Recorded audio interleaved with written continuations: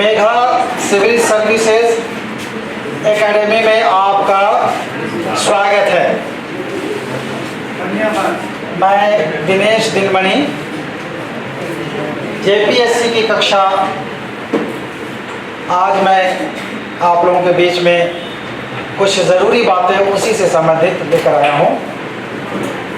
आज की कक्षा में हम लोग जानेंगे झारखंड की जो भाषाएं हैं, झारखंड की मूल भाषाएं,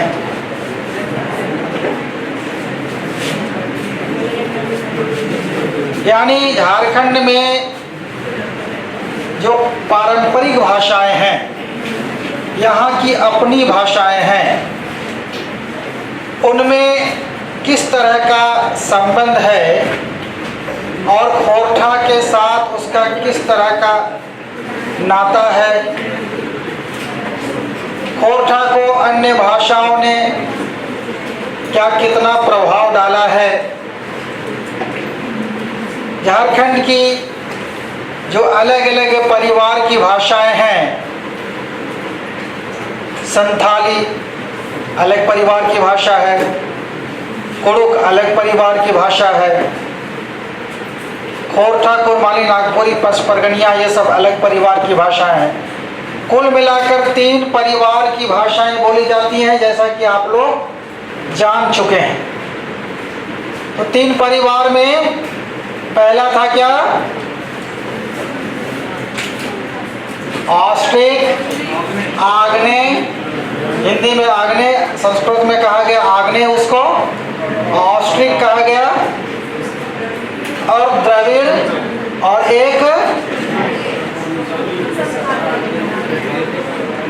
आर्य भाषा परिवार, भारतीय आर्य भाषा परिवार। तो कुल मिलाकर 3 मुख्य परिवारों की भाषाएं यहाँ बोली जाती हैं। उन्हीं में से एक परिवार की भाषा है खोरठा। खोरठा किस कोटि में आती है? तो वो आती है आर्य या भारतीय आर्य परिवार की भाषा, इंडो आर्यन लैंग्वेज फैमिली में। तो इंडो आर्यन लैंग्वेज फैमिली में और कितने सदस्य हैं यहाँ? 3 सदस्य खोरठा के अलावे। कौन कौन? नागपुरी, कुरमाली, पचपरगनिया, खोरठा के अलावे। तो जैसा कि आप सबों को पता है, खोरठा सबसे बड़े क्षेत्र की भाषा है। खोरठा बोलने वाले ज़्यादा हैं, भौगोलिक तौर पर भी बड़ा क्षेत्र है इसका, और बोलने वालों की संख्या स्वाभाविक रूप से ज़्यादा है। लेकिन आपका जो टॉपिक है वो है कि झारखंड की अन्य भाषाओं से खोरठा का संबंध और भिन्नता, ये टॉपिक है। तो आपने देखा, पिछली कक्षा में हम लोगों ने जाना था कि झारखंड के जो सदानी वर्ग की, सदानी यानी वही इंडो आर्यन फैमिली की जो भाषाएं हैं, खोरठा, कुरमाली, नागपुरी, पचपरगनिया, इसको कुल मिलाकर सदानी भाषा कहा जाता है। क्यों? क्योंकि सदानों के द्वारा ये बोली जाती है मुख्य रूप से। सदान किसको कहते हैं ये तो पता ही होगा। झारखंड के वैसे मूल निवासी जो गैर आदिवासी हैं, उन्हें सदान कहा जाता है। तो ये जो भाषाएं हैं, 4 भाषाएं हैं, वो मुख्य रूप से उन्हीं समुदायों की भाषाएं हैं जो झारखंड के मूल निवासी हैं लेकिन गैर आदिवासी हैं। लेकिन इतना ही नहीं, और जो समुदाय हैं, ये जनजाति समुदाय के, बहुत से जनजाति समुदायों की अपनी मातृभाषा नहीं है। 32 जनजाति समुदाय हैं, आप सबको पता है। 32 में से सबकी अपनी अपनी भाषा नहीं है। तो वैसे में जिनकी अपनी मातृभाषा नहीं है, वे कौन सी भाषा बोलते हैं? सदानी बोलते हैं। सदानी में से किसी एक को बोलते हैं। जिस क्षेत्र में वे रहते हैं वहाँ सदानी का जो रूप चलता है, उसी रूप को वे मातृभाषा के तौर पर इस्तेमाल करते हैं। समझे? जैसे खोरठा क्षेत्र के जो जनजातियां हैं, समुदाय हैं, वे खोरठा बोलते हैं। करमाली, जिनको कमार भी कहा जाता है, बेदिया, लो, हाँ, इसके बाद ये महली, ये सब हैं जनजाति में, है ना। इसके बाद क्या है, लोहरा, है ना। लोहरा तो 80 में आ जाता है उधर। एक कोई जो मल्हार जनजाति, वे लोग भी खोरठा ही बोलते हैं, इस क्षेत्र के जनजातियाँ। तो जनजाति कम है बोलने वाले, इसके ज़्यादा हैं सदान लोग, इसलिए सदानी भाषा का है। अब ये जो टॉपिक है आपका, उसमें दोनों तरह की भाषाओं के साथ किस तरह का संबंध है और कितनी भिन्नताएं हैं, इस बात को जानना है आपको इस टॉपिक में। तो कल पिछले सप्ताह हम लोगों ने क्या जाना था कि झारखंड की सदानी भाषाओं के साथ खोरठा का संबंध, ये जाना था हम लोगों ने। तो हम लोगों ने क्या जाना कि झारखंड की सदानी भाषाएं चूंकि एक ही मूल से निकली हुई हैं, एक मूल परिवार की भाषाएं हैं, उसे लोगों ने कहा मागधी अपभ्रंश। जो भारतीय आर्य भाषाओं के विकास का क्रम है, उस क्रम में एक स्टेज है, वो अपभ्रंशों का स्टेज है। तो उस स्टेज में कई अपभ्रंश बने थे, जिनमें से एक अपभ्रंश है मागधी। तो मागधी अपभ्रंश से निकली हुई भाषाएं मानी जाती हैं। बिहार की जो वो मगही है, अंगिका है, मैथिली है, इधर फिर झारखंड की जो भाषाएं सदानी भाषाएं हैं, उनको बंगाल की बंगाली, असमिया, उड़िया, ये सब भाषाएं मागधी अपभ्रंश से निकली हुई भाषाएं मानी जाती, उसी से विकसित भाषाएं मानी जाती। तो ये मान्यता भाषाविदों की है, जो सामान्य तौर पर भारतीय भाषाओं का अध्ययन करके अपनी अपनी किताबें लिख चुके हैं। बहुत सारे भाषाविद हैं, भोलानाथ तिवारी, उदय नारायण तिवारी, बाबूराम सक्सेना, सुनीति कुमार चटर्जी, अनेक भाषाविद हैं। जैसे मगही भाषा की एक हुई विदुषी संपत्ति आर्यानी। ये इन लोगों की यही धारणा है कि झारखंड में जो सदानी भाषाएं हैं, यानी गैर आदिवासियों की जो भाषाएं हैं, वो मूलतः अपभ्रंश से निकली, मागधी अपभ्रंश से ही विकसित हैं। तो इस मान्यता को अगर मान के चलें हम लोग, तो एक ही मूल से निकली हुई चारों भाषाएं हैं। तो जब एक मूल से निकलेगी तो स्वाभाविक रूप से समानता होगी। तो हम लोगों ने पिछले सप्ताह जाना था कि समानता कई स्तरों पर है, जाना था। ध्वनि स्तर पर भी इसकी समानता है, जैसा कि हमने देखा कि ध्वनियों में वही ध्वनियाँ खोरठा में जो व्यवहार की जाती है, उतनी ध्वनियाँ ही अन्य सभी भाषाओं में व्यवहार की जाती है, सदानी भाषाओं में। तो ध्वनि स्तर पर भी समान हैं। इसके बाद शब्द स्तर पर शब्द निर्माण की जो प्रवृत्ति है, सभी भाषाओं में लगभग एक जैसी है। वही सरल शब्दों का निर्माण, संयुक्त अक्षरों का अभाव, शब्दों में ऊष्म संघर्षी वर्णों में सिर्फ दंश का व्यवहार, इसी का व्यवहार है ना। उसी तरह मूर्धा वाले वर्णों में इसका व्यवहार नहीं। ये सब बातें लिखाई गई हैं। हाँ, नहीं लिखाई गई तो आप लोग समझ लें, लिख भी लेंगे, ठीक है। इसके बाद और क्या, अक्षरों का संयुक्तीकरण नहीं, संयुक्त अक्षरों का अभाव। संयुक्त अक्षर जैसे देवनागरी वर्णमाला में हम लोगों ने संयुक्त अक्षर पढ़ा था, आजकल तो इसको भी संयुक्त अक्षर में मान लिया गया है। तो ये जो संयुक्त अक्षर हैं, इनका व्यवहार कोठा समेत चारों सदानी भाषाओं में नहीं होता है। उसके जो मूल शब्द हैं उसमें बिल्कुल नहीं।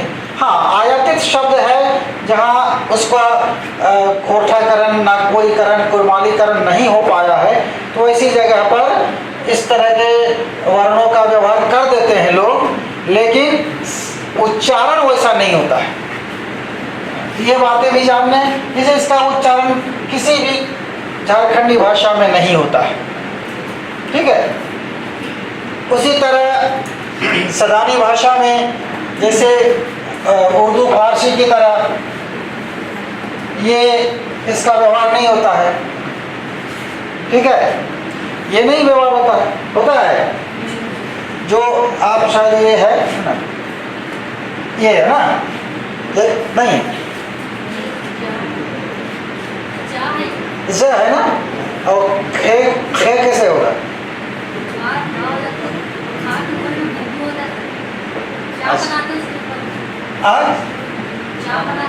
अच्छा, उसके बाद ठीक है, बोल रहा हूँ मैं व्यवहार नहीं है इसका ना, इसलिए तो खैर जो भी हो, है ना।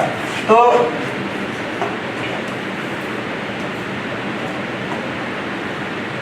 क्या कर रहा हूँ, रबर की रूलर नहीं है, हम रबर समझ लीजिए। तो इस प्रकार से जो ध्वनियाँ कोठा में व्यवहार की जाती हैं, उसी तरह की ध्वनियाँ बाकी तीनों में व्यवहार की जाती है। तो शब्द निर्माण में उन्हीं ध्वनियों का इस्तेमाल होता है। चारों भाषाओं में स्वरागम की प्रवृत्ति पाई जाती है, किसी में कम, किसी में ज़्यादा। नागपुरी में थोड़ा कम स्वरागम है, कोठा में सबसे ज़्यादा है, कुरमाली में भी कम है। वहाँ हम लोग जैसे हम लोग बोलते हैं खाए, है ना, तो खाए में बीच में ई आ गया, है ना। कुरमाली में बोलेंगे खाब, है ना, तो वहाँ बीच में स्वर गायब हो गया, है ना, ठीक है। वो नागपुरी में बोलेगा खाबे, है ना, तो वहाँ भी बीच में जो स्वर आना था वो नहीं है। तो इस तरह की प्रवृत्ति थोड़ी थोड़ी अलग है, लेकिन सामान्य प्रवृत्ति है स्वर का आगमन, स्वरागम की प्रवृत्ति चारों भाषाओं में है। तो ये समानताएं हैं। वाक्य की जो वाक्य का विन्यास है एक जैसा है। वाक्य विन्यास जो मतलब वाक्य का इसकी बनावट, कहाँ पर कौन से शब्द को रखेंगे, कर्ता कहाँ रहेगा, सब्जेक्ट कहाँ रहेगा, ऑब्जेक्ट कहाँ रहेगा, वर्ब कहाँ रहेगा, इसका जो नियम है सभी भाषाओं में वही है, एक जैसे समानता है यहाँ भी।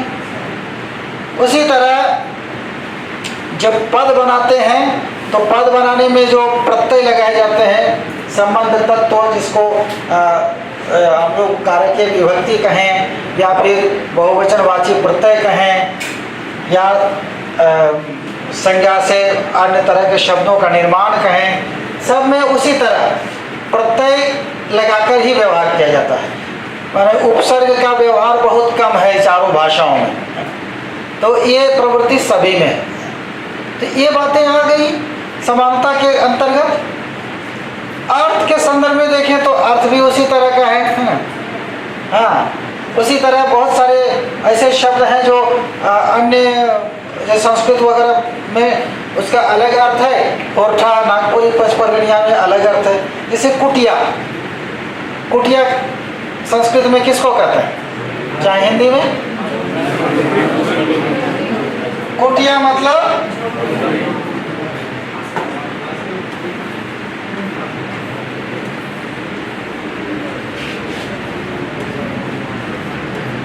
ये हो गया झोपड़ी, है ना, झोपड़ी हो गए ना, ये कुटिया। लेकिन हम लोग कोठा में कुटिया किसको कहते हैं? मांस के टुकड़े को कुटिया, या कुटिया शिकार मांस, है ना, है कि नहीं? तो अलग हो गया। उसी तरह कटी, कटी हिंदी हो चाहे संस्कृत में कटी मतलब कमर, कटी मतलब कमर, संस्कृत हिंदी में, तो कोठा में कटी मतलब थोड़ा सा, है ना, ठीक है। साधक, साधना, साधक मतलब हिंदी संस्कृत में साधना मतलब तपस्या करना, किसी चीज के लिए पाने के लिए बहुत कठिन परिश्रम करना, है ना, उसको साधना कहते हैं। और साधक मतलब यहाँ तकलीफ देना, बड़ी साधे लागल है कि नहीं। तो इस प्रकार जो है अर्थ के दृष्टिकोण से भी देखें तो जो भिन्नता खोरठा में है अन्य सदा संस्कृत हिंदी से, उसी तरह बाकी भाषाओं में, क्योंकि एक ही मूल से निकली हुई एक भौगोलिक सांस्कृतिक परिवेश में ये विकसित हुई भाषा है, इसलिए तो ये सब बातें हैं। इसके बाद हम देखते हैं कि मुहावरे लोकोक्तियाँ जो हैं, जो भाषा के सौंदर्य को, भाषा की ताकत को बढ़ाने के उपकरण हैं, साधन हैं, तो वैसे उपकरण के मामले में भी देखें तो ये जो चारों भाषाएं हैं उसमें समानता है। लगभग सभी उसी तरह के लोकोक्तियाँ, मुहावरे सभी भाषाओं में व्यवहार किए जाते हैं। तो इससे ये जाहिर होता है कि चारों भाषाएं मूलतः एक ही मूल से निकली हुई हैं, और आज विभाजित कर दिया गया है अलग बात है, लेकिन भाषा एक ही है। तो एक परिवारी समानता है, एक जगह से, एक घर में, एक माँ की कोख में बच्चे पैदा हुए, तो उसमें जितनी भिन्नता है वही भिन्नता इन भाषाओं में है। तो भिन्नता बहुत कम है। तो समानता को हम लोगों ने जान लिया था, भिन्नता को थोड़ा सा आज हम देखें।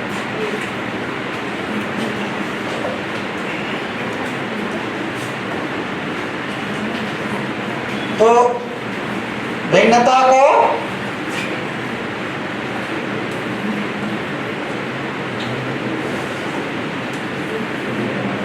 वहां भी भिन्नता लिख दिया है ना सिलेबस में। भिन्नता होगा, भिन्नता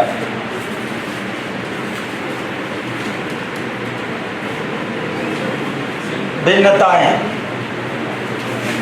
तो क्या लिखना है, लिखा दो। हाँ नहीं, अभी थोड़ा समझा देता हूँ, उसके बाद लिखा दूंगा, चाहे इसका नोट्स दे दूंगा, ठीक है। आज थोड़ा ये स्पेशल क्लास है ना, इसलिए। तो भिन्नता मतलब अंतर। सदानी भाषाओं में भिन्नता कम है स्वाभाविक रूप से। किसी भाषा को अलग भाषा का दर्जा देने का जो मजबूत, चाहे सबसे ज़रूरी आधार होता है, वो क्या होता है? नहीं मालूम आप लोगों को? क्या है? नहीं, अक्षर क्या है? अक्षर तो चिन्ह है, वो तो हम जैसे तैसे उस दिन दिखाए ना कि अपने से भी लिख बना सकते हैं अक्षर, वो तो चिन्ह है। वर्ण नहीं, ध्वनि भी नहीं। ध्वनि तो लगभग पूरी दुनिया की भाषा में लगभग समान है, क्योंकि सारी भाषाएं मनुष्य ही बोलता है और मुंह से ही बोलता है। आए? नहीं, मात्रा भी नहीं, मात्रा भी तो ध्वनि ही है। दो चीजें, सर्वनाम और क्रियापद। सर्वनाम और क्रियापद संज्ञाएं तो आ जाएंगी दूसरी भाषाओं से। जैसे मेरा मोबाइल चार्जर किधर है, तो यहाँ पर मोबाइल चार्जर क्या है, कौन भाषा है? इंग्लिश है ना। ये पूरा सेंटेंस क्या है? इंग्लिश नहीं है, इंग्लिश लेकिन ये हिंदी का सेंटेंस माना जाएगा। मैं स्कूल जा रहा हूँ, चाहे ये फेमस स्कूल है ना, देखिए यह फेमस स्कूल है, तो यह क्या है? सर्वनाम है, ठीक है। सर्वनामिक विशेषण भी हो सकता है ना, लेकिन बोला तो सर्वनाम ही है। और है क्या है? क्रिया है, ठीक है, स्थिति वाचक क्रिया है ना। तो बाकी जो दो चीज़ें फेमस और स्कूल है ना, ये इंग्लिश है। ये पूरा वाक्य को क्या कहेंगे? हिंदी का वाक्य है। क्यों हिंदी का वाक्य माना गया? क्योंकि सर्वनाम और क्रियापद हिंदी का है, इसीलिए। ठीक है।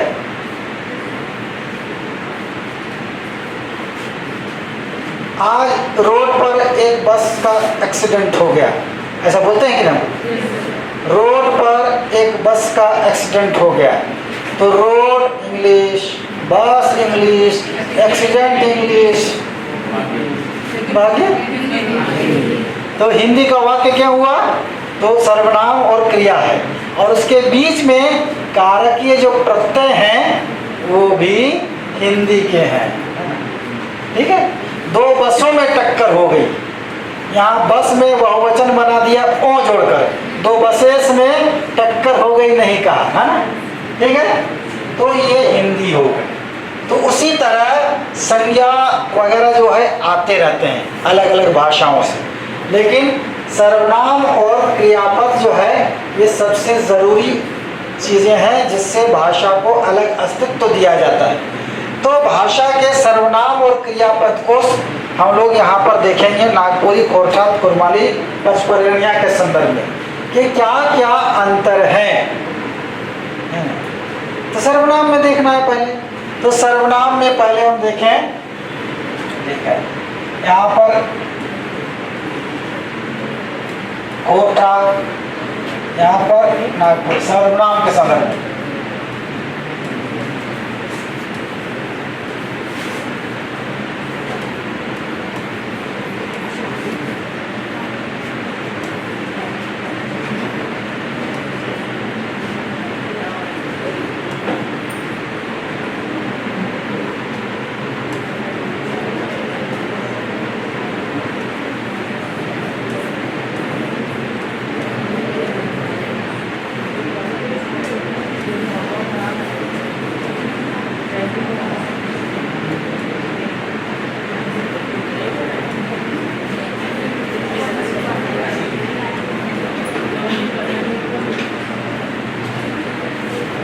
ये चार भाषाएं हैं। तो इनमें देखिए सर्वनाम में हम देखते हैं जिसे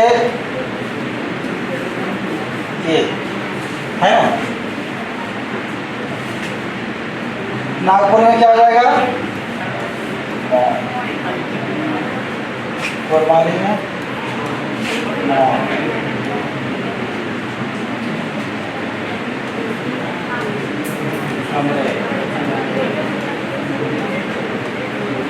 यहाँ भी मोह कहीं कहीं बोल दिया जाता है। देखिए अंतर यहाँ है, ठीक है।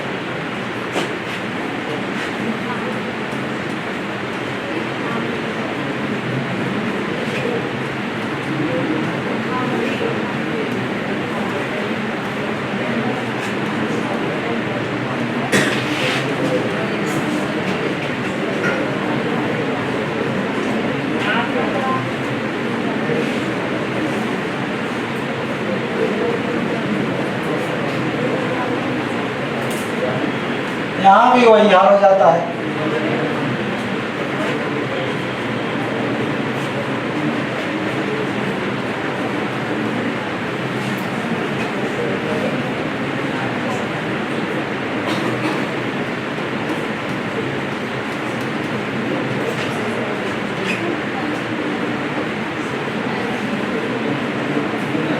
कोई अंतर नहीं।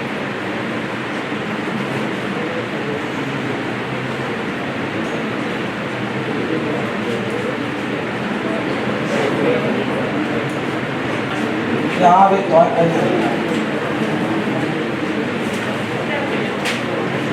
देखिए अंतर ज्यादा नहीं है यहाँ पर सर्वनाम में।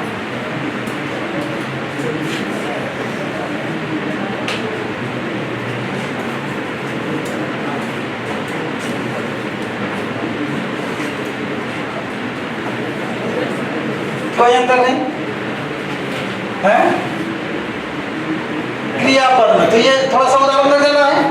अब देखते हैं थोड़ा क्रियापद में, है ना।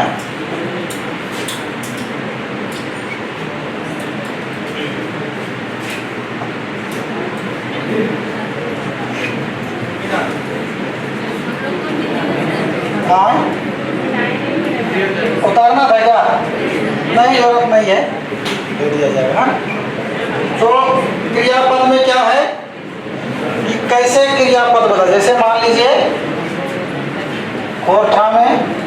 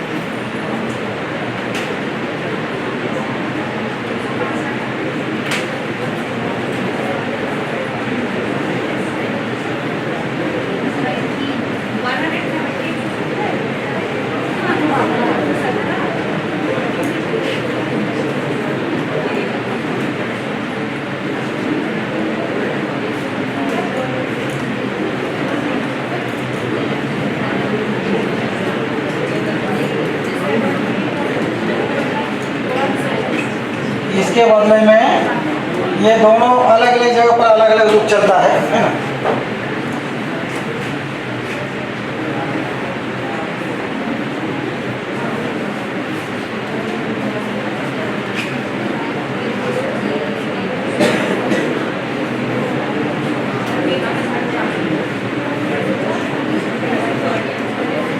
थोड़ा थोड़ा अंतर है क्रियापद में भी, है ना, ज्यादा तो अंतर है नहीं।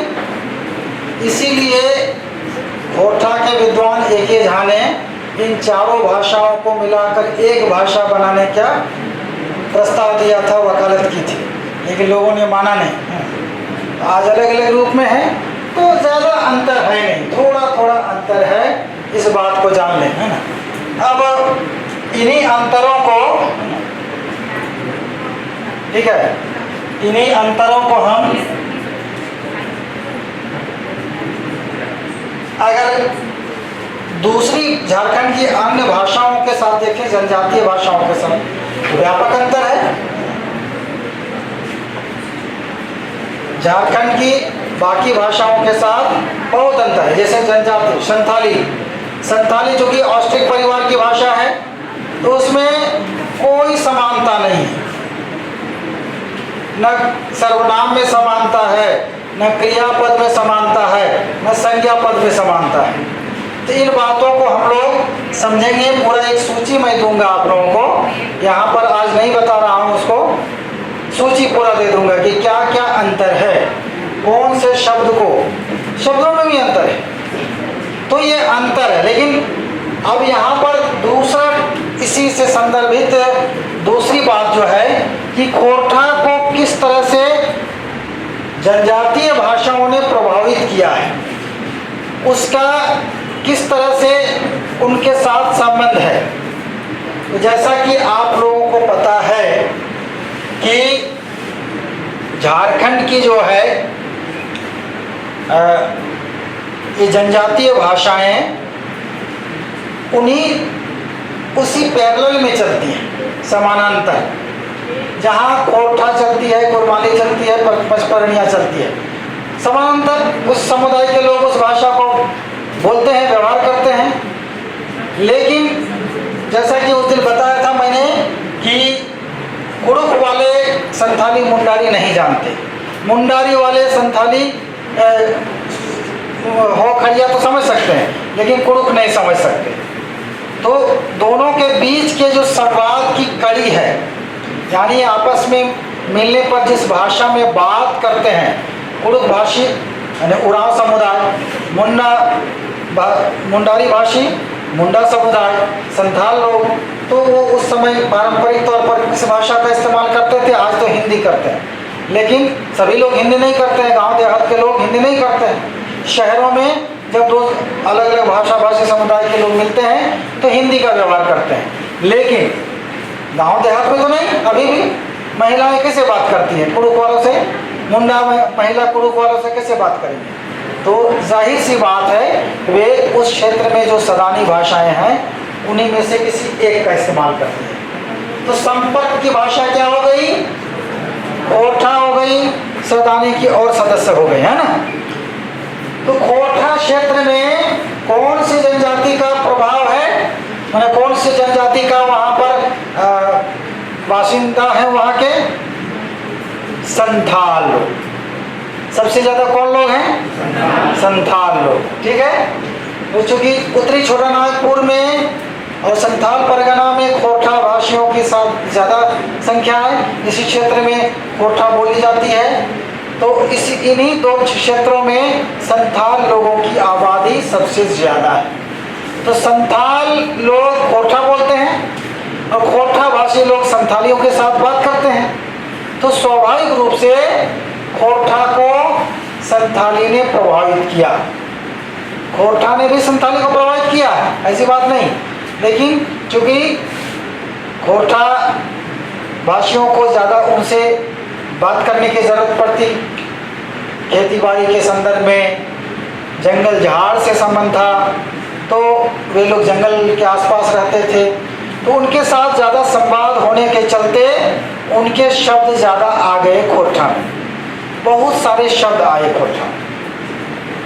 उसी तरह संथाल परगना में जो जनजाति है पहाड़िया जनजाति, माल पहाड़िया, सौरिया पहाड़िया, दोनों पहाड़िया जनजाति की जो भाषा है वो है मालतो। कौन भाषा है? मालतो। तो मालतो भाषा का भी प्रभाव खोरठा पर पड़ा है, क्योंकि मालतो वाले भी जैसे ही घर से निकलते हैं तो वे खोरठा बोलते हैं। तो जब खोरठा बोलते हैं तो खोरठा के सारे शब्दों को तो वो जानते नहीं हैं, तो अपने शब्दों को इस्तेमाल कर देते हैं, है ना। ऐसे में खोरठा भाषियों तक उनके शब्द पहुंच जाते हैं और फिर आत्मसात कर लिया जाता है। बहुत सारे ऐसे शब्द हैं जिसके लिए खोरठा में वैसा माकूल शब्द नहीं था तो उससे ले लिया। तो संथाली से बहुत सारे शब्द आए हैं खोरठा में, जैसे गिदर, इधर गिदर का इस्तेमाल नहीं होता, इधर छौवा बोलते हैं, लेकिन गिदर शब्द का खोरठा में, उधर पूर्वी क्षेत्र के खोरठा में गिदर शब्द का इस्तेमाल होता है। संथाली मुंडारी में उसको गिदरा कहते हैं, गिदरा, हाँ, कुड़ी गिदरा, कोड़ा गिदरा, है ना।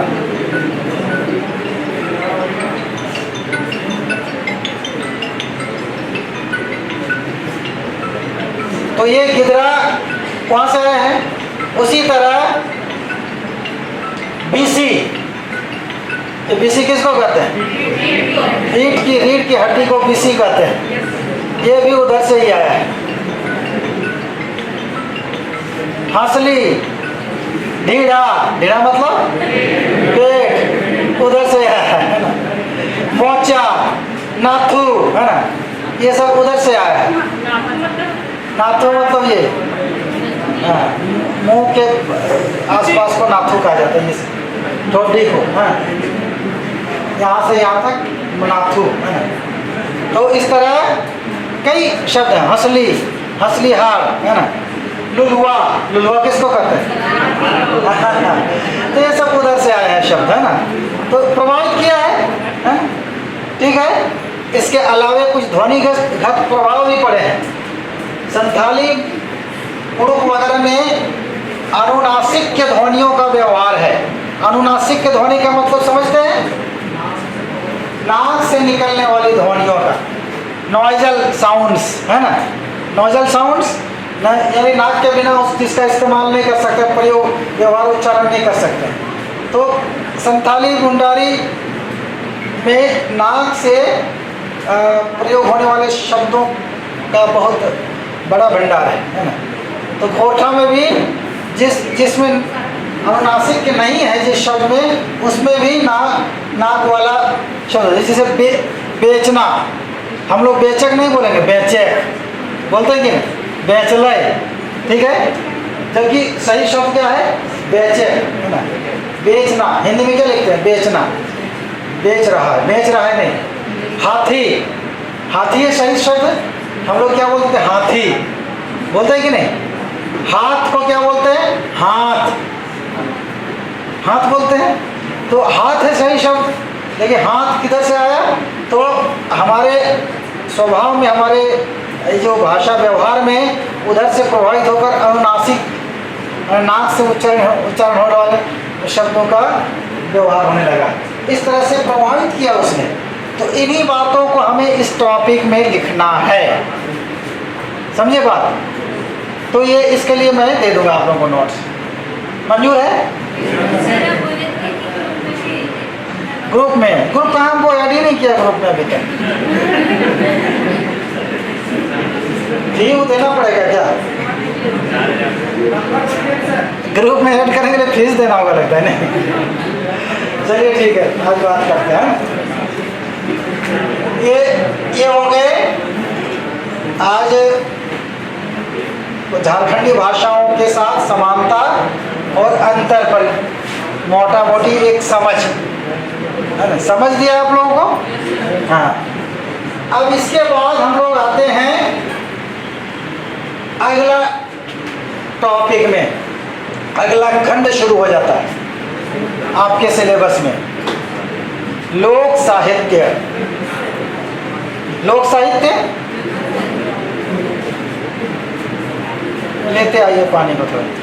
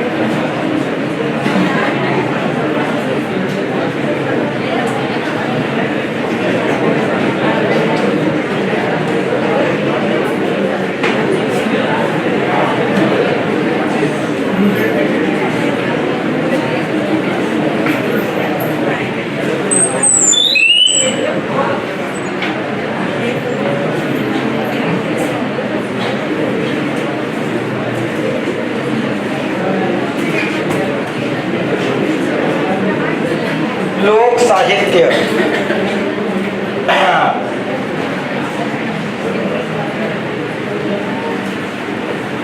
लोक साहित्य का मतलब क्या होता है। पहले साहित्य को समझे हम लोग थोड़ा। साहित्य किसे कहते हैं, इनको पता है। साहित्य लोगों का गीत वाला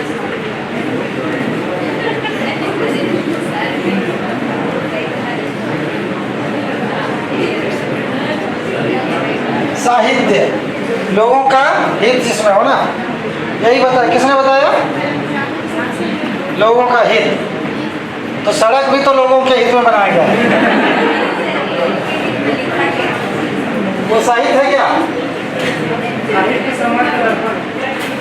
वो तो परिभाषा नहीं है, समाज का दर्पण है, ठीक है। लेकिन किस तरह से दर्पण है वो, हाँ, जो बीत रहा है उसको लिख के दिखाया जाता है। तो जो बीत रहा है वो तो क्या कहते हैं, रिपोर्ट में भी, सरकार का रिपोर्ट आता है उसमें भी आता है, हैं? वो साहित्य है क्या, जीवन से जुड़ा भाषा के लिखित शास्त्र समूह को साहित्य, शास्त्र समूह को, वो साहित्य के व्यापक वांग्मय उसको कहते हैं, है ना। साहित्य के व्यापक रूप में ये ठीक है, उसे वांग्मय कहा जाता है ना। हाँ, शास्त्र, जितने तरह के शास्त्र हैं उसको वांग्मय, एक शब्द है संस्कृत में, तो वांग्मय हो जाता है ना। साहित्य देखिए, आप लोग साहित्य पढ़ते रहे तो भाषा में हम लोग कई ऐसी चीज़ें पाते हैं जो जीवन और जगत से जुड़ी बातों को बड़े सुंदर ढंग से वर्णन किया जाता है। जीवन और जगत, मनुष्य का जीवन हो, पशु पंछी का जीवन हो, पेड़ पौधों का जीवन हो, या ये जगत जो है चराचर, ये ब्रह्मांड सृष्टि सब कुछ, जगत मतलब पूरा, खाली ये पृथ्वी नहीं, उससे जुड़ी बातों को जब कोई सुंदर ढंग से बोल कर या लिख कर प्रस्तुत करता है, वही साहित्य है कि नहीं?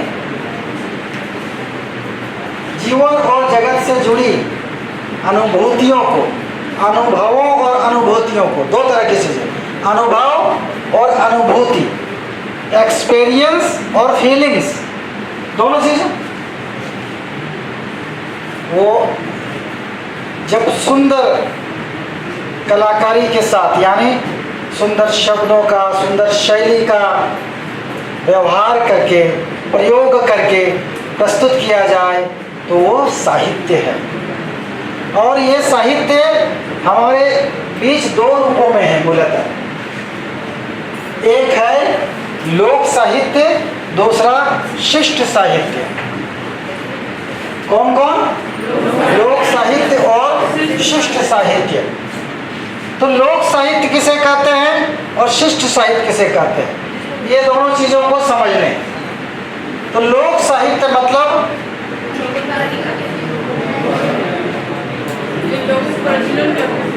लोक का साहित्य। तो लोक कौन है भाई? लोक किसको कहा गया है?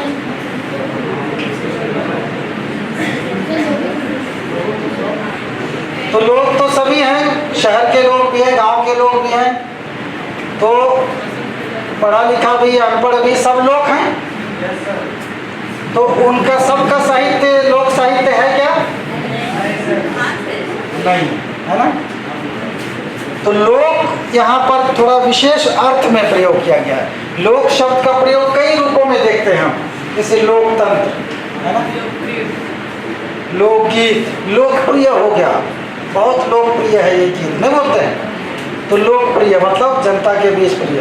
लोकतंत्र मतलब जनता का तंत्र, शासन, है ना। ठीक है, वो परलोक सिधार गया, तब क्या होगा? लोक है, लोक का बदला कि नहीं, वो स्थानवाचक हो गया फिर, है ना। ठीक है, कोठा कहते हैं लोक, एगो लोक आवे लागल है, तो लोक यहाँ व्यक्ति का वाचक हो गया, मनुष्य का वाचक हो गया, है ना। तो इस प्रकार कई तरह से लोक शब्द का इस्तेमाल होता है। लोक व्यवस्था, लोकतंत्र, लोकप्रिय, लोक इहलोक, परलोक, है ना। लोक प्रशासन तो वही जन प्रशासन है ना, लोकतंत्र का ही वो हिस्सा है ना। तो इस प्रकार लोक यहाँ पर जो व्यवहार किया गया साहित्य के, इसको दो रूपों में बांटते हैं हम लोग।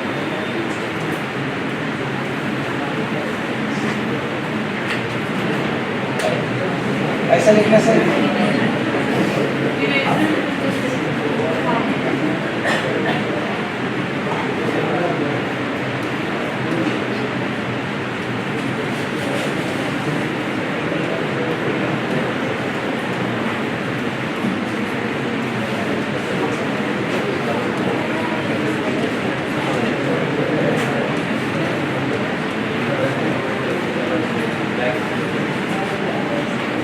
लोक साहित्य और शिष्ट साहित्य।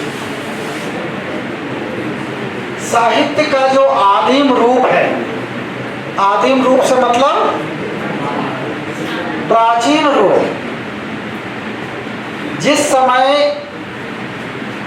मानव समुदाय या फिर जिस समुदाय का साहित्य है, वो समुदाय पढ़ना लिखना नहीं जानता था, उस समय का जो साहित्य है, जो मौखिक तौर पर हमारे बीच में उपलब्ध है, मनुष्य के समुदाय के मानस पर है, कहीं कोई किताब नहीं है उसकी, जनकंठ से ही वो निकलता है और जन मानस में वो संचित रहता है ना। तो वैसे साहित्य को क्या कहेंगे? लोक साहित्य। इतनी सारी जो लोक कथाएं हैं, दादा दादी से सुनने वाली, आजा आजी, बड़े बुजुर्गों से हम लोग, नाना नानी से सुनते हैं ना, सुनते रहे हैं, कोई कोई नहीं भी सुने हो, लेकिन वही साहित्य वो मौखिक तौर पर है। वो आजा आजी जो नाना नानी हम लोग को सुनाते हैं, वे कहीं लिख कर पढ़ कर नहीं सुनाई है, वो अपने पूर्वजों से सीखी थी, है ना। वे लोग उनसे लिए थे और कहाँ रखे थे? यहाँ रखे थे, है ना, कहीं लिख कर नहीं रखे थे और हमें सुना दिया। हमने भी यहाँ रखा, हम भी बाल बच्चों को सुनाएंगे, नाती पोतों को, है ना, टूटे हुए दांतों से, है ना, उतना तो जिंदा रहे तो, है ना। तो ये परंपरा चली आती है ना। उसी परंपरा से जो साहित्य आ रहा है मौखिक तौर पर, वही लोक साहित्य है। सबसे बड़ी बात है कि यह मौखिक परंपरा से आता है और किसी न किसी लोक भाषा में होता है। लोक भाषा, याद रखिएगा, हैं?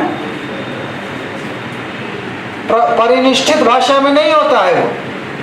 हिंदी, आज जो जिस हिंदी का हम लोग अध्ययन करते हैं, पढ़ते हैं, जिस माध्यम से जो मैं बोल रहा हूँ, वो परिनिष्ठित हिंदी है ना। परिनिष्ठित हिंदी मतलब जिसको शुद्ध करके एक स्वरूप दिया गया है, वैज्ञानिक स्वरूप, व्याकरणिक स्वरूप, वो परिनिष्ठित हिंदी है। तो उस भाषा में लोक साहित्य नहीं मिलेगा। लोक साहित्य किस भाषा में मिलेगा? लोक भाषा में। तो खोरठा एक लोक भाषा है कि नहीं? तो लोक भाषा में, यानी खोरठा का साहित्य जो पारंपरिक साहित्य है, लोक साहित्य। दूसरी बात है, लोक साहित्य का रचनाकार अज्ञात रहता है। अज्ञात। किसने इन कहानियों को बनाया? बड़ा सियार की कहानी, धार बूढ़ी पूछली हम खाम पूछली, सुने ना? किसने बनाया? चल कोहड़ा ठमक ठुमक बुढ़िया उड़ल जाए रे, की जानियो तोर बुढ़िया सुढ़िया, की जानियो तोर नाम रे, चल कोहड़ा ठमक ठुमक बुढ़िया उड़ल जाए रे। एक कथा है, कहानी है। तो बहुत सारे इस तरह गीत हैं और मैंने कहानियों में भी गीत, कहानियां हैं। गुदू पुचू रनिया में जो सुन रहे हैं, उसमें पढ़ रहे हैं आप लोग, अगर सीजन की तैयारी कर रहे हैं, क्या है वो? लोक कथा है। तो इन कहानियों को किसने लिखा, किसने रचा? लिखा तो नहीं कहा भाई, किसने रचा? कोई बता सकता है? कोई नहीं बता सकता। तो ये समाज की चीज है, किसी का इस पर कॉपीराइट नहीं है। रचनाकार अज्ञात रहता है। इतने सारे गीत हैं, करम परम में गाए जाने वाले गीत, सोहराय में गाए जाने वाले गीत, टुसु बावड़ी में गाए जाने वाले गीत, शादी ब्याह, छठियारी, सैयारी वगैरह वगैरह संस्कारों में गाए जाने वाले गीत, और समय में ऋतु गीत वगैरह गाते हैं। थक के जब वो थोड़ा मनोरंजन करने का मन करता था, उस समय तो ढोल मांदर लेकर तरह तरह के गीत गाकर उल्लास मनाकर फिर से नई ऊर्जा प्राप्त करके अगले दिन काम पर, खेत पर निकल जाते थे। वैसे गीत किसने बनाए? कोई बता सकता है? नहीं, सारे के सारे अज्ञात है रचनाकार। किसी ने तो रचा होगा, अपने से तो ऊपर से वर्षा तो नहीं हुई, वर्षा की बूंदों के साथ तो नहीं गिर गए वो गीत, वे कहानियाँ। जैसा पत्थर उत्थर गिर जाता है कभी कभी, कभी कभी चिड़िया टपक जाती है ना, कभी कभी सांप का गोला भी गिरते देखा है मैंने, हरहरवा सांप का गोला गिरता है कभी कभी। आंधी आ जाए बहुत, है ना, और पानी बारिश हो तो उस तरह गिरता है ना। कैसे गिरता है पता नहीं, हो सकता है कोई चील जो है ना पकड़ ले उसको, एक जगह इकट्ठा देखकर पकड़ लिया और ग्लास में छोड़ दिया, क्या होता है? हाँ, तो वो या फिर बवंडर जब होता है तो बवंडर से उड़ा के ले जाता है, उससे भी गिरता है। खैर जो भी हो, तो इस तरह से लोक साहित्य जो हमारे पास है वो इस तरह से आसमान में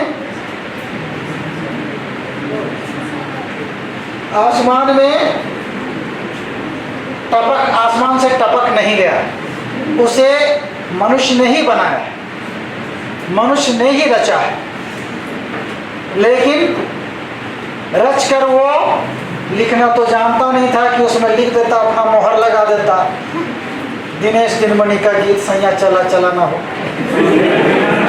हाँ?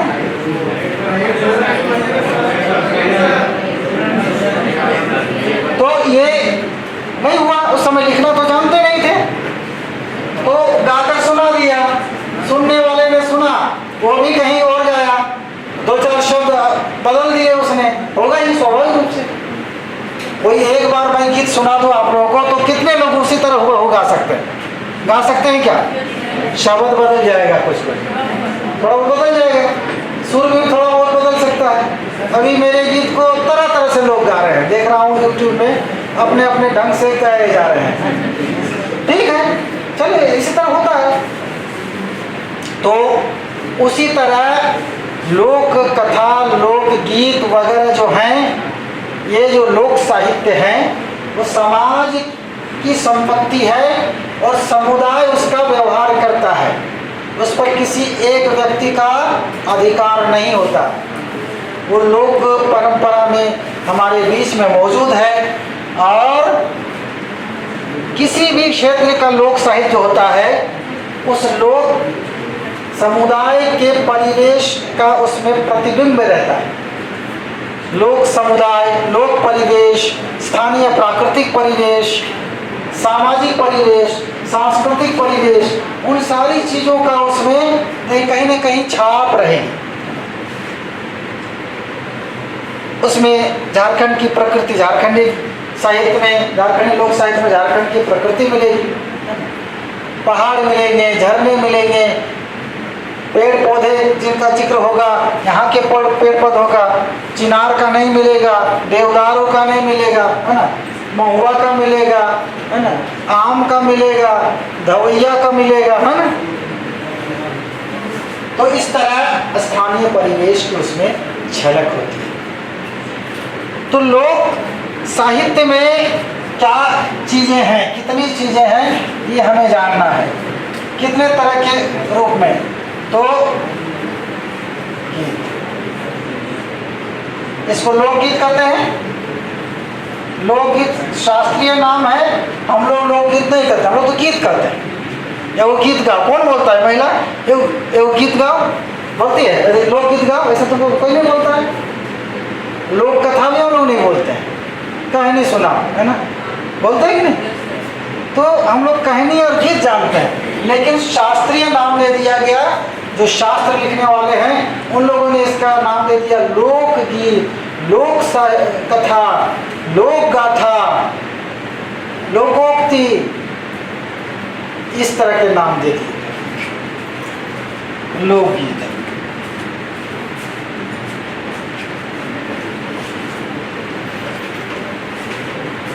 लोक कथा,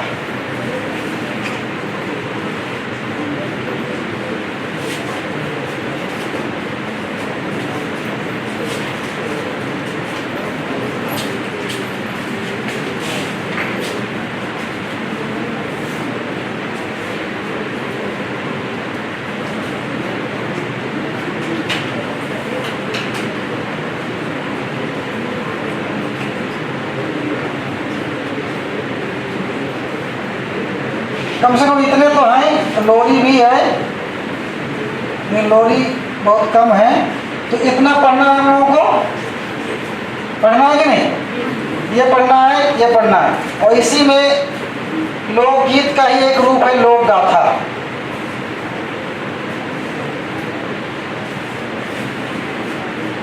इसमें लोकगीत में गीत खाली कर सकते हैं इसको, और लोक गाथा।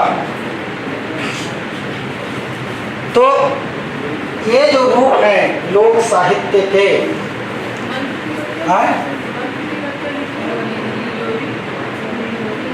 लोरी, लोरी जो बच्चों को सुलाने, खिलाने, भुलाने, हलवाने, दुलराने के लिए व्यवहार किया जाता है, वो सब लोरी है ना। तो लोरियों की संख्या कोठा में कम है ना?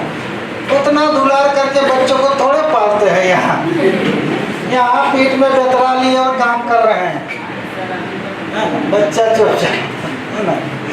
तो फिर भी थोड़ा बहुत मौका मिले तो मेहनती समुदाय में यहाँ के थे।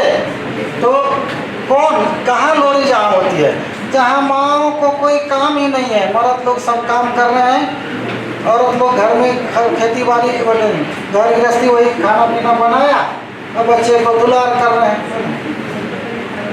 तो उसी में गाना वाना ज़्यादा वो लोग बच्चों को खिलाने पिलाने सुलाने में ज़्यादा उपयोग करते हैं। समाज के हिसाब से चीज़ें बनती हैं, है ना। तो ये देखिए लोकगीत, लोक कथा।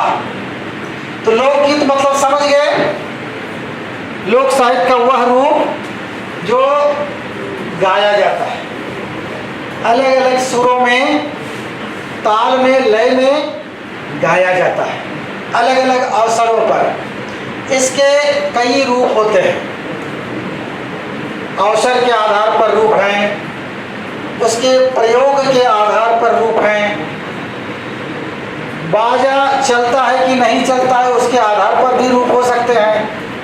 बहुत सारे लोकगीत हैं जिसमें खूब ढोल मांदर चलेगा जबरदस्त, नाच भी चलेगा।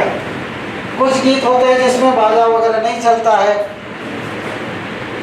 ऐसे चलाया जा सकता है, लय में होते हैं, लेकिन मैं उस तरह का प्रचलन नहीं है। कुछ गीत बिना बाजा के मजा ही नहीं आएगा, है ना। कुछ गीतों को गाते हुए नाचते हैं, कुछ गीतों को गाते हुए नाचते नहीं हैं। तो अलग अलग रूप हैं। तो ये सब बातें हम लोग लोकगीत के संदर्भ में जानेंगे। लोकगीत के अलग अलग वर्गीकरण हैं, जैसा कि सीजीएल के पाठ्यक्रम में भी अब लोकगीत शामिल किया गया है, एसएससी के पाठ्यक्रम में, तो उसमें भी वर्गीकरण दिया गया है। तो वर्गीकरण यानी कि उसका क्लासिफिकेशन, बंटवारा अलग अलग आधार पर। तो पर्व त्योहार के गीत, संस्कार गीत, उसके बाद मेहनत वाला गीत, है ना, बाल गीत या खेल गीत, फिर उस समय गीत नहीं गाते हैं। नहीं हंसने की बात नहीं, सही बोल रही है ये, इसकी बात को समझिए आप लोग, है ना। देखिए मृत्यु के समय उसके लिए कोई सामान्यतः गीत नहीं है, लेकिन जो भी मरता है उसके जो एकदम नज़दीकी रिश्तेदार होती है महिला, वो जब रोती है तो सुर में रोती है, यह है कि नहीं, सुर लगा के रोएगी, लय के साथ रोती है, उसका बखान करती है कि उसके रहने से क्या था, नहीं रहने से क्या होगा, सारे कष्टों को उसकी तारीफ करती है, उसका महिमा का बखान करती है, और उसके अभाव में जो पीड़ा कष्ट तकलीफ होगी उसका वर्णन करती है। और लय में तो वो भी है, ऐसा नहीं है कि नहीं, लेकिन वो सामान्यतः कोई गीत नहीं है, उसके बारे में बताऊंगा, है ना।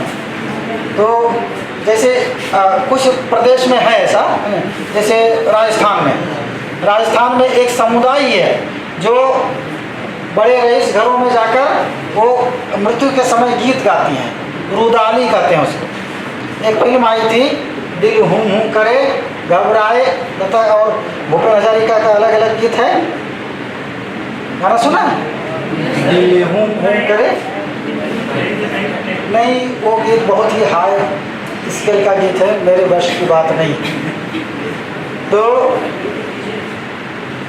वो आप लोग सर्च करेंगे, भूपेन हजारिका ने उसका संगीत दिया है और गुलजार ने लिखा है गीत को, गजब का गीत है। असमिया नहीं है, असमिया वो थे भूपेन हजारिका, लेकिन रुदाली जो फिल्म आई थी ये डिम्पल कपाड़िया की है ना, वो गजब की फिल्म थी। तो उस फिल्म में लता और भूपेन हजारिका दोनों ने अलग अलग गाया है उस गीत को। और भूपेन हजारिका की आवाज़ ही तो ऐसी थी कि मानो गुफा से निकल रही है ना, तो लता भी उसके सामने कमज़ोर पड़ गई थी। तो वो गीत बहुत ही मील का पत्थर है फिल्मी जगत में, उसे आप लोग सुन लेंगे। तो रुदाली फिल्म का गाना है, दिल हूँ करे घबराए कोई मेरी अखियों से दो बूंद पानी का मेरी अखियों को दे जाए, ऐसा कुछ लिखा है, दिल हूँ करे। तो ये रुदाली वहाँ है, हमारे यहाँ रुदाली का प्रचलन नहीं है ना, कि दूसरा कोई आके रो देगा, वैसा नहीं है ना। तो खैर ठीक है, आगे हम लोग देखेंगे। तो ये लोकगीत के अलग अलग रूप होते हैं, उन रूपों के बारे में जानना है, ठीक है। कुछ गीत जो होते हैं पर्व त्योहार तो गीत अलग अलग सबके, करम गीत करम पर्व के लिए, सोहराय गीत सोहराय पर्व के लिए, टूसू गीत टूसू पर्व के लिए। इधर टूसू नहीं है, पूर्वी क्षेत्र में टूसू का प्रचलन है। टूसू में खोरठा में बहुत कम गीत है, क्योंकि वो मानभूम क्षेत्र का पर्व है और उससे सटे हुए झारखंडी इलाके का है ना। तो वो बंगला में ज़्यादातर गीत वहाँ बनाए गए, तो वही मानभूमिया बंगला में, और जिसे कुरमाली वाले कुरमाली गीत भी कहते हैं, है ना। तो इस प्रकार दोहा अलग अलग समय में गाए जाने वाले गीत हैं। सरहुल के गीत भी कुछ हैं, बहुत ज़्यादा नहीं। इसके अलावे ऋतु गीत, मौसमी ऋतु गीत है। तो ऋतु गीत क्या होते हैं कि मौसम के आधार पर होते हैं। एक मौसम का गीत दूसरे मौसम में गाना वर्जित है। अगर कोई गा देता था उस समय तो उसको सामाजिक दंड दिया जाता था प्राचीन समय में। आजकल तो ये जो नया नया एल्बम बना रहे हैं ना, यूट्यूब में गाना बना रहे हैं, उनको सुरों की समझ नहीं है। झिंगफुलिया, भद्रिया, भटियाली, ये सब भादो महीने का गीत है, और किसी दूसरे महीने में भी वो बजा रहे हैं, है ना। आजकल तो बंधन टूट गया ये सब, है ना। उस समय तो गाकर सुनाया जाता था, है ना। तो ये ऋतु गीत जो है, एक ऋतु के गीतों को दूसरी ऋतु में नहीं गाया जा सकता। तो अलग अलग ऋतु में, भादों के महीने बरसात के ऋतु में अलग तरह के गीत, जाड़ा के ऋतु में अलग तरह के गीत, गर्मी या बसंत के दिनों में अलग तरह के गीत। तो उन बातों को भी हम लोग जानेंगे, ठीक है। अब देखिए लोक कथा, लोक गाथा को ले लेते हैं। लोक गाथा ये क्या चीज है?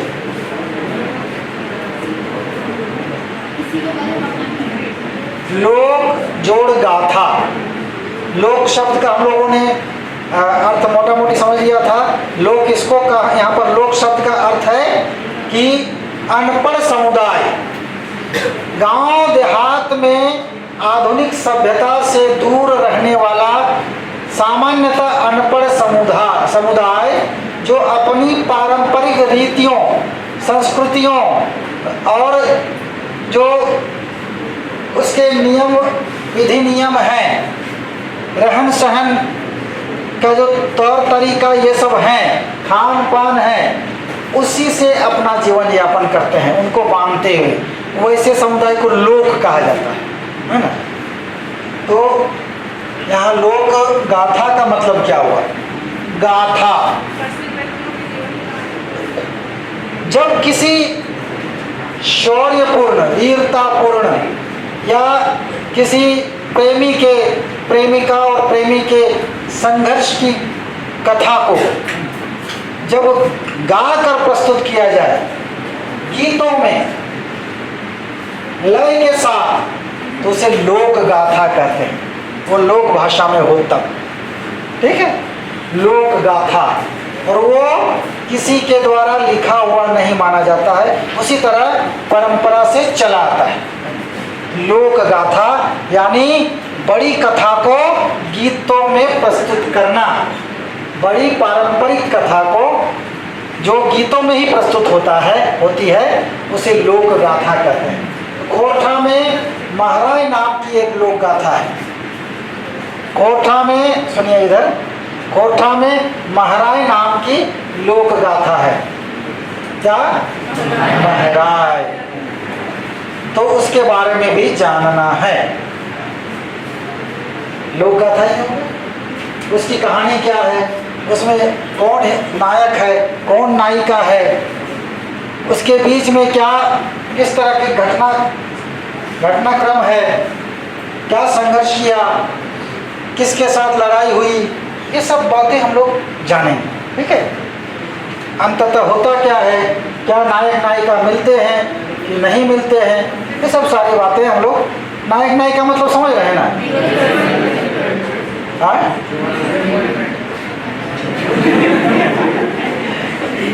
बस उतना ही। बड़ा मैंने आजकल ये शब्द जो है बॉयफ्रेंड गर्लफ्रेंड, तो बॉयफ्रेंड और गर्लफ्रेंड मतलब क्या हो गया, प्रेमी प्रेमिका हो गया? नहीं, इस शब्द का इस्तेमाल उस रूप में नहीं करें। अरे जब कोई लड़का दोस्त बना लड़की का, तो वो उसके साथ दोस्ती हुई। दोस्ती होने का मतलब ही नहीं है कि वो उस तरह का रिश्ता है। हा?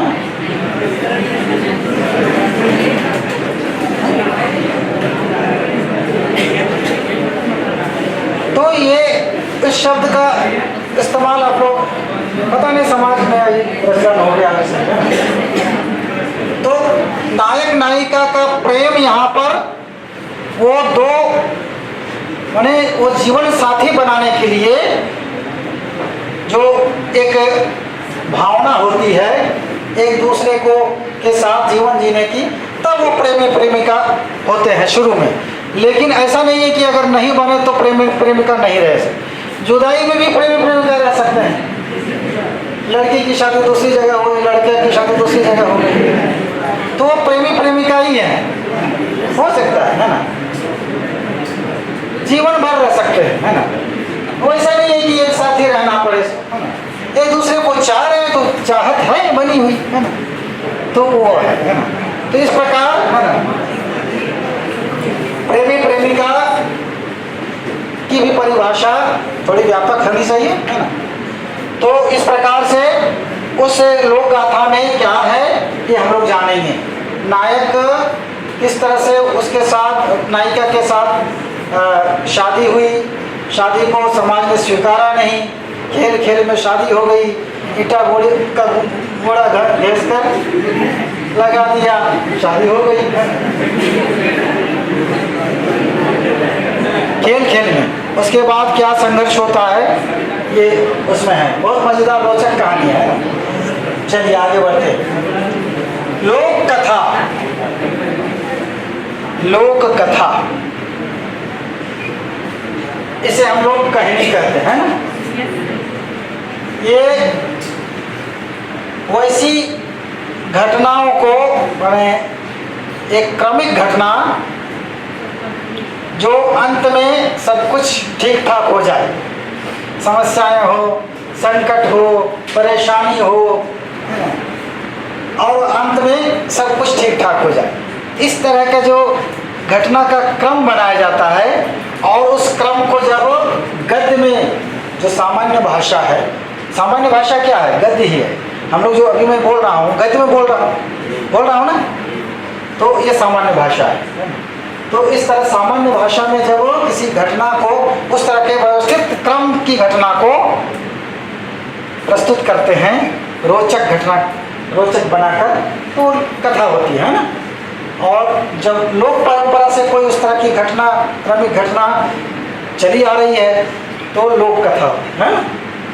तो लोक कथा गद्यात्मक रचना, मुख्यतः गद्यात्मक, उसके बीच में कहीं पद्य हो सकते हैं। जैसे अभी देखा आपने गुदुपु चुरनिया में, हाँ, देहु सिंगल देहु पनिया धोब ठोरवा थाय गुदुपु चुरनिया, ये गीत है। हाँ। कुकुर के पास जाता है तो बोलता है देहू कुकुर हाँ देहू सिंगला है ना, अरे कुकरा देहू सिंगला है ना। सिंगला मतलब सिंह, वो तुक मिलाने के लिए सिंह को सिंगला कर दिया है ना। ठीक है, चाहे सिंह का छोटा रूप सिंगला है ना। तो इस प्रकार उसमें गीत, अभी जो मैंने गाया दर कुड़ी पूछ रही हम खाऊं खिचड़ी, ये गीत रूप में है ना, लयात्मक है ना। तो वो बीच बीच में कथा में इस तरह होते हैं, तो इस तरह मुख्य रूप से वो गद्य में होता है ना। लोक कथाएं गद्य में होती हैं, ऐसी कहानियों को हम लोक कथा कहते हैं, जो लोक परंपरा में मौखिक परंपरा में चली आ रही है और जिसमें उसी भाषा का इस्तेमाल होता है। इसलिए तो इसके भी कई रूप हैं, अलग अलग तरह के रूप। कुछ कहानियाँ ऐसी होती हैं जो शुद्ध मनोरंजन के लिए, कुछ कहानियाँ जिसमें लोक विश्वास होता है, इसमें धार्मिक आस्था होती है, धर्म कथा, कर्मा धर्मा की कहानी है कि नहीं। कुछ कहानियाँ ऐसी होती हैं जो दंत कथा होती है। दंत कथा मतलब दंत मतलब दांत, तो दांत की कथा। मौखिक का मौखिक, कोई किसी जमाने में कुछ घटना घटी होगी, उसी का कथा रूप जब जमाने से चला रहा हो, परंपरा से चला रहा हो, मौखिक तौर पर कहीं लिखित नहीं है, लेकिन लोक में विश्वास है कि ये हुआ था, ऐसा हुआ था, वो था, ऐसा आदमी था, ऐसी घटना उसके साथ हुई थी, तो उसको दंत कथा कहते हैं। और जो शियार कुकुर की कहानी है, भेड़िया बाघ भालू की कहानी है, उसके बारे में वो विश्वास उस तरह का नहीं होता है, लोग समझते हैं कि ये कल्पना है ना, ये काल्पनिक है। तो दंत कथा में थोड़ी कुछ सत्यता भी होती है, कोई छोटी सी घटना घटी होगी, उसी में नमक मसाला मिलाकर बढ़िया बना दिया, कथा रूप बना दिया, परंपरा से जुड़ते जाता है। कुछ उसमें आश्चर्यजनक चमत्कारिक अलौकिक बातें भी आ जाती हैं जो विश्वास करने लायक नहीं है। एक आदमी ने कच्चा घड़ा में भात बनाया था, साधु आए थे बनारस तरफ से, 21 साधु आ गए, रात के समय कहा कि खाना खाएंगे, तो घड़ा फूट गया था, तो घड़ा नहीं था तो कच्चा घड़ा था, उसी को लाद दिया, बना पकाया, भात पक गया, खिलाया। तो खिला रहे थे उस समय फिर एक दल आ गया कि हम लोग कहाँ जाएंगे खाने के लिए, तो फिर उसी में उसने सबको खिला दिया, सभी ढकार मारने लगे। इस तरह की अलौकिक बातें भी हो जाती हैं। और भी दंत कथा है, हथिया पत्थर की कथा है ना, कि एक राजा जो है सेना सामंत के साथ जा रहा था, तो उस नदी को पार करना था, तो नदी को जो है बिना प्रणाम किए पार हो गया ना, क्या इस तरह की कुछ असामान्य बात किया था, तो उस नदी में ही वो लोग पत्थर हो गए है ना। तो अभी भी हाथी घोड़ा सब है ही पत्थर के रूप में, वहाँ पत्थर की आकृति उस तरह की है लगभग। मैं तो वहाँ गया हूँ, मेरा घर ही बगल में है, ज़्यादा दूर नहीं है ना, बोकारो में है, हाँ दामोदर नदी में है ना, मेला लगता है, हाथिया पत्थर मेला, अभी गाना जो बजा था, तो उसमें भी दंत कथा है। तो वो सच नहीं है, लेकिन लोग मानते कि सच था ये। उसी तरह एक कहानी पढ़े होंगे, रेस्का डूबा, और मांझी क्षेत्र में एक जगह है ना, रेस्का डूबा, तो उसमें भी उसी तरह की घटना है। तो चलिए, लोक कथा के कई रूप हैं, उनमें एक दंत कथा भी है।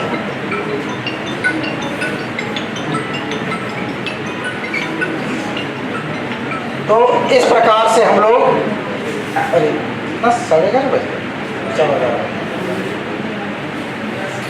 तो इसके बाद हम लोग जाने कि ये जो हैं इनको कहते हैं प्रकीर्ण साहित्य। क्या साहित्य कहते हैं? प्रकीर्ण साहित्य। ये हैं प्रकीर्ण साहित्य।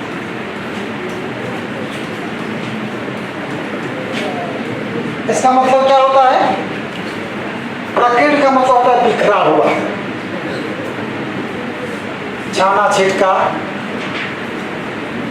जिसको खुदरा बोलते हैं, हम लोग बोलते हैं खुचरा पैसा, है ना। तो उसी तरह का ये खुचरा साहित्य है, छोटा छोटा टुकड़ा टुकड़ा, बहुत कम छोटा आकार। तो ये जो साहित्य है इसको लोक साहित्य के प्रकीर्ण साहित्य वाले हिस्से में रखा गया है ना। तो विशिष्ट साहित्य अभी हम नहीं जान रहे, अभी नहीं पढ़ रहे इसको, है ना। ये लोक साहित्य का ही सब कुछ है ना। मुहावरे लोकोक्तियाँ, तो मुहावरे और लोकोक्तियाँ ये भी लोक साहित्य का ही हिस्सा है। हालांकि इसका इस्तेमाल हम लोग भाषा में करते हैं, भाषा की ताकत को बढ़ाने के लिए, भाषा की अभिव्यक्ति क्षमता को बढ़ाने के लिए, भाषा को सुंदर प्रभावशाली बनाने के लिए। जैसे अगर हम बोले कि वो बहुत खतरनाक काम करता है तो मज़ा नहीं आएगा, बोलेंगे अरे वो तो तलवार की धार पर चलता है, मज़ा आ गया, है। तो बोले अगर यहाँ पर और भी कई बातें, जैसे बोले कि तुम यदि ये काम कर लिया तो असंभव है ना, तुम्हारे लिए ये काम बिल्कुल असंभव है। वहीं पर बोल दिया तो ये कमुआ कर देवे तो हमारे तर हाथे चुल जल मते रही, तर हाथे चुल जल मते, मतलब वो दावा कर दिया कि तुम नहीं कर पाओगे। कभी हाथ के यहाँ तक बाल उगता है क्या? नहीं उगता है ना, मतलब असंभव है। कितनी बड़ी बात कर दी, है ना। तो इस तरह बात को ज़्यादा जोरदार तरीके से रखने के लिए मुहावरों का व्यवहार किया जाता है। वहीं पर लोकोक्तियाँ क्या होती है, किसी बात को सपोर्ट में, कोई बात कर रहे हैं हम तो उसके सपोर्ट में उदाहरण, मिसाल, एग्जाम्पल के तौर पर जब इस्तेमाल करते हैं कुछ उस तरह के वाक्यों, वाक्य खंड नहीं बल्कि वाक्य या कोई पद का, तो लोकोक्तियाँ होती है। तो लोकोक्तियों में एक भाषा को सौंदर्य तो मिलता ही है, बात की पुष्टि के लिए आधार मिलता है। जैसे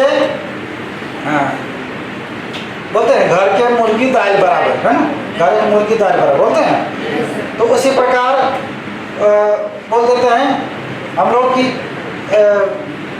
गाँव में कन्या सी घनचटी, गाँव में कन्या सी घनचटी है।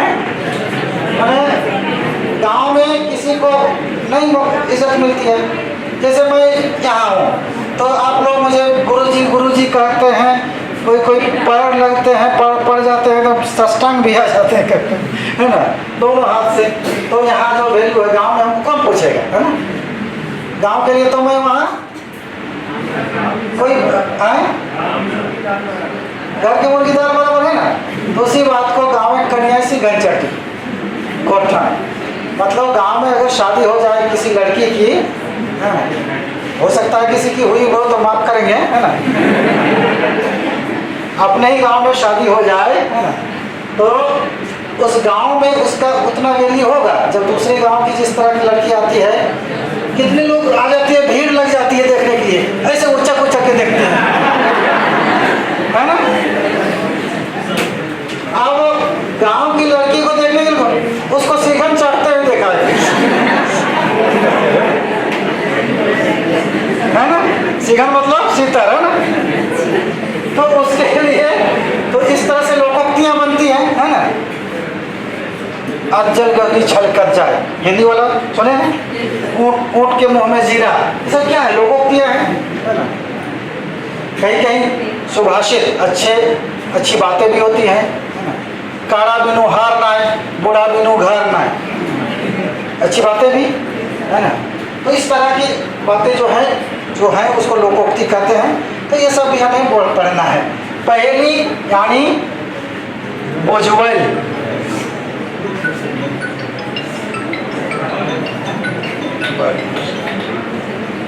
हाँ अभी क्लास में है, आ गए हैं, हाँ बिल्कुल ला दिए हैं।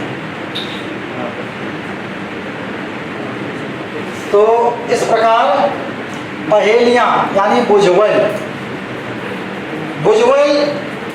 या पहेली ऐसी चीज होती है जिसमें एक आदमी किसी बात को छुपाते हुए, किसी वस्तु को, उसके लक्षण, उसके गुण, उसके धर्म, उसकी आकृति प्रकृति, ये सब का जिक्र कर देता है, लेकिन असल बात को छुपा देता है और सामने वाले से पूछता है बताओ ये कर्माना है ना, ठेप चरा या मुड़े मांस, बताओ ये कर्माना।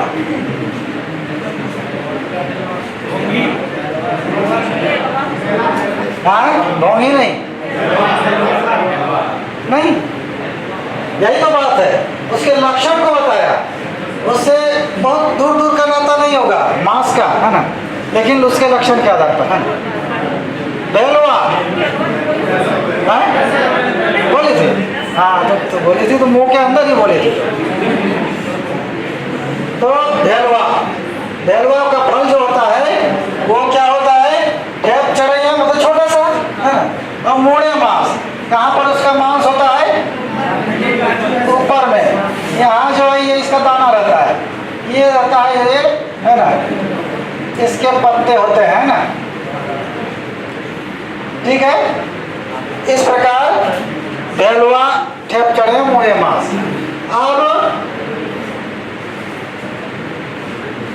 ऐठल बकरा एक कुटिया मांस, इसको समझिए। ऐठल बकरा एक कुटिया मांस, हाँ घोंगी, इसमें समझ में आ गया। ये थोड़ा आसान था, है ना। उसी तरह थोड़ा कठिन भी हो जाता है। हरदी के गाब गुप पीतल के लोटा, हरदी के गाब गुप पीतल के लोटा, जेने जेने से बांदर के बेटा। हरदी के गाब गुप पीतल के लोटी, जेने जेने से बांदर की बेटी। दोनों को हंसने का मौका मिल गया। तो इस प्रकार ये क्या है? नहीं समझ पता? पका हुआ बेल पका हुआ, पकने के बाद ऊपर में कैसा लगता है, पीतल का जैसा लोटा हुआ ना, इसका रंग हो जाता है ना। हल्दी का गाँव को मतलब गुदा जो है हल्दी जैसा है ना, मैंने हल्दी को अगर भिजा कर दिया जाए फुलाकर, तो इस प्रकार से पहेलियां होती है ना। हमारा फूटल घरे बहुत नाचे तो लावा हो जाओ, हाँ भाई।